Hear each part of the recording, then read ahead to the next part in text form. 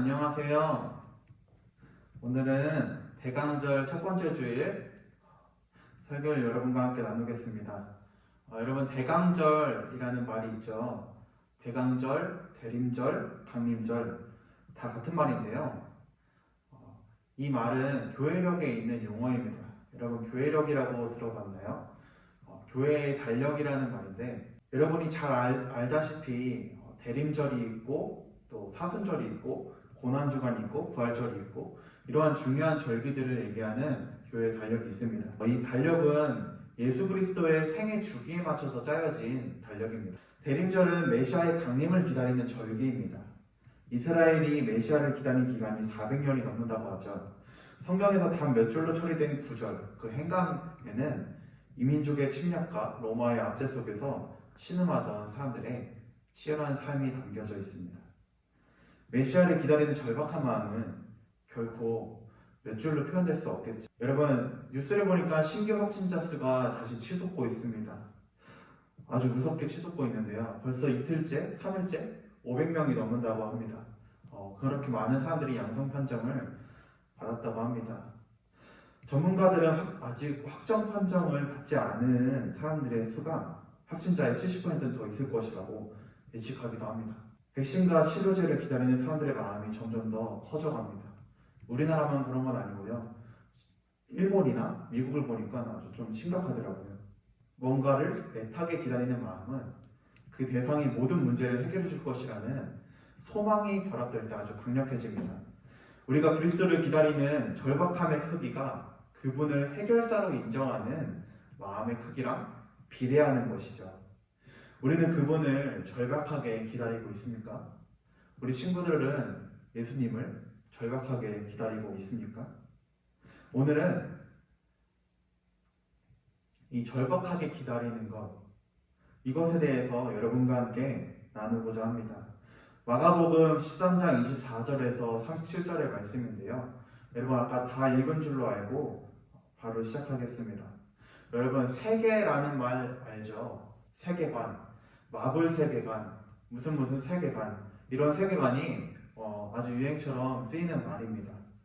우주 전체를 뜻하는 표현일 수도 있겠고, 때로는 나의 주변이나 내가 아는 세상의 경계선까지를 말할 수 있겠습니다.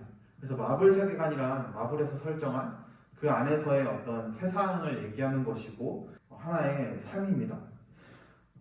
우리의 세계관은 어떻습니까? 우리는 나에게 찾아온 큰 고통이나 또 내 주변에 사랑하는 사람들을 잃거나 하는 상실감 속에서 그야말로 모든 세계가 무너지는 것 같은 경험을 하게 됩니다. 마블의 세계관에서 타노스가 그 세계관을 아주 뒤흔드는 일을 벌이죠. 그래서 거기에 있는 캐릭터들이 상실감을 느끼는 것을 보면서 우리의 세계도 마블의 세계관이 무너지는 것처럼 우리의 세계관도 무너지는 것을 경험하는 것 같습니다. 바로 이 코로나 팬데믹 속에서요. 오늘 복음서 본문은 성전 파괴에 대한 언급으로 시작합니다. 그래서 마지막 환난의 날에 대한 경고랑 그리고 깨어있으라 라는 권고로 마무리됩니다. 오늘 설교의 제목이 깨어있으라였는데요. 왜 깨어있으라였는지 잘 생각해 보길 바랍니다. 우리는 흔히 성급하게 이 본문을 세상의 마지막 날 종말의 풍경과 연관지어서 읽으려고 하기도 합니다. 하지만 먼저 본문의 문맥을 보면요, 우리가 놓치고 있던 내용을 발견할 수 있게 됩니다. 문맥을 잘 살펴보면 이 대화가, 이 예수님과 제자들의 대화가 예루살렘 성전에 대한 이야기라는 것을 알 수 있습니다.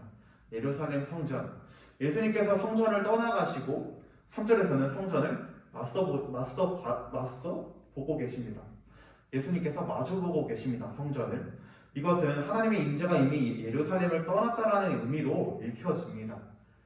하나님의 임재를 상징하는 성전을 얘기하고 있는데요. 하나님의 임재가 이미 예루살렘에 떠났다라는 의미는 무엇일까요? 눈치 없는 제자들이 있습니다. 눈치 없는 제자들이 여전히 성전의 아름다움을 얘기하고 있습니다. 저 성전 아주 아름답습니다라고 예수님한테 칭찬하자 주님은 좀 더 정확하게 말씀하십니다.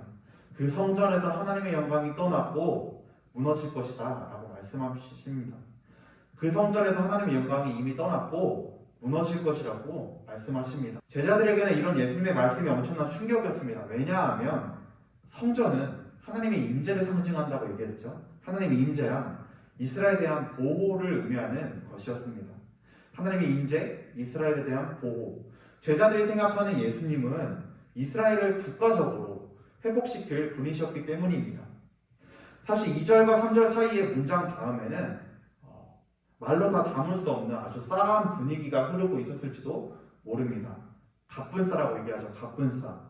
제자들에게 성전이 무너지는 것은, 성전 파괴는 세상의 종말과 같은 말이었습니다.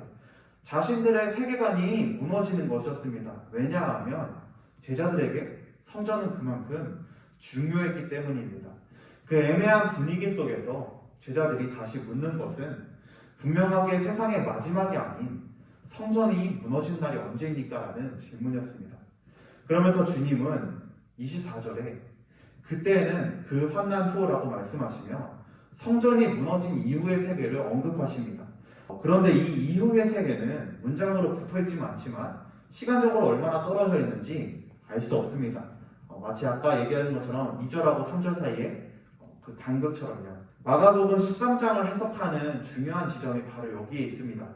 주님 오시는 그 마지막 날, 종말의 풍경은 반드시 오겠죠. 올 것이지만 그 날과 그때는 아버지를 제외하고는 아무도 알 수 없다. 그러니 깨어서 그날을 준비하는 마음으로 살아가라. 그러므로 오늘 본문의 핵심은 종말에 대한 풍경에 대한 묘사가 아니라 나의 세계가 무너진 경험, 그리고 그 후에 펼쳐질 새로운 세계를 어떤 자세로 살아가야 할지를, 그것에 대한 예수님의 권면입니다. 지난주에 여러분에게 안전하십니까? 라고 물어봤습니다. 여러분 일주일 만에 갑자기 안전해질 리는 없겠죠. 왜냐하면 코로나가 더 심해졌기 때문에. 제가 지난주에 여러분에게 한 주 동안 안전하게 살아가십시오 라고 얘기하고 나서 이제 일주일 동안 쭉 지나가는데 이 코로나 확진자 수가 무섭게 치솟더라고요. 제가 생각한 것보다 훨씬 많이 치솟으면서 저는 좀 많이 두려웠습니다.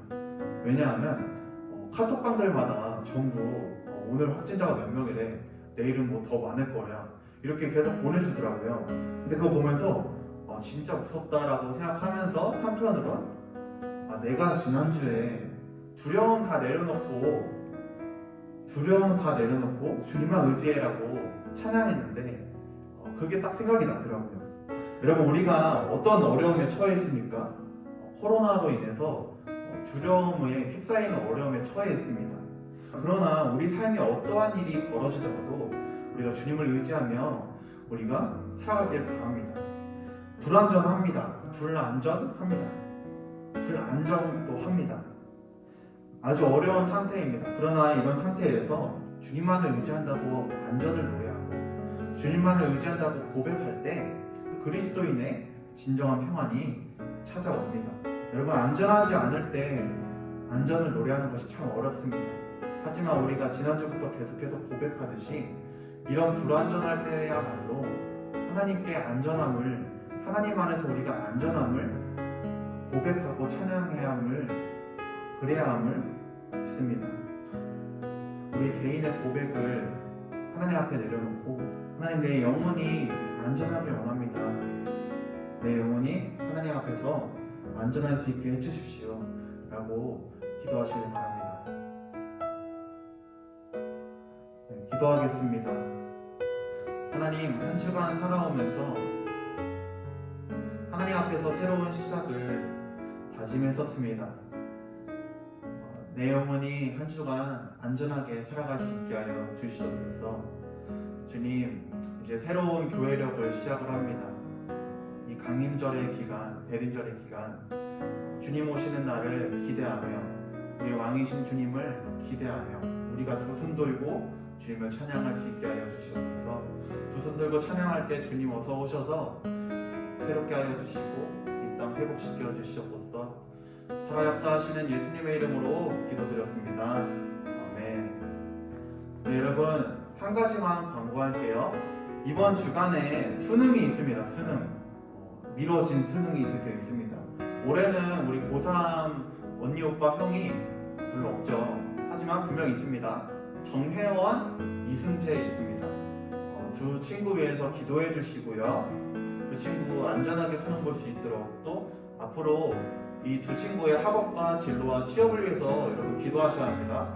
그리고 우리 12월 6일 날 수능 지나고 12월 6일이면 언제죠? 주일입니다. 주일. 12월 6일 주일 오후에 수험생과 취준생을 위한 기도회가 있습니다. 수험생과 취준생을 위한 기도회가 이곳 소예배실에서 있는데요. 코로나 때문에 밖에 나가는 게 좀 두렵죠. 좀 무섭습니다. 줌에서 함께 같이 기도하기 원합니다. 이 자리 꼭 오지 못하더라도 줌으로 함께 참여했으면 좋겠습니다. 줌에서 우리 수험생과 취준생을 위해서 기도하는 시간 갖겠습니다.